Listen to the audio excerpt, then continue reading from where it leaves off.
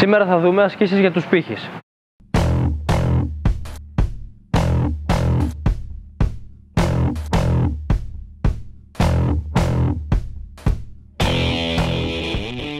Γεια σας, είμαι ο Θοδωρής Τωσίδης.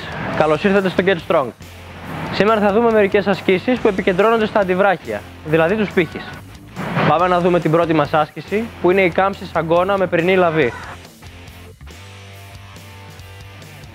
Αν υπάρχει ενόχληση στους καρπούς ή τους σαγκώνες, χρησιμοποιούμε στραβόμπαρα. Η μπάρα θα πρέπει να κινείται σε όλη τη διάρκεια της επανάληψης κοντά στο σώμα, κρατώντας τους σαγκώνες πίσω. Κάμψη καρπών με μπάρα.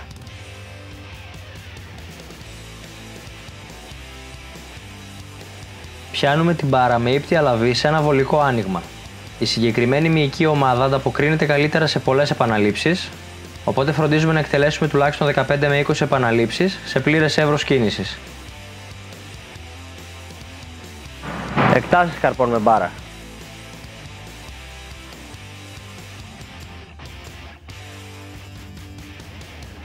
Η άσκηση αυτή εκτελείται με πυρηνή λαβή και είναι ιδιαίτερα σημαντική, καθώς αυτοί οι μύες δεν ενεργοποιούνται σε αρκετές ασκήσεις και μπορεί να υστερούν σε δύναμη.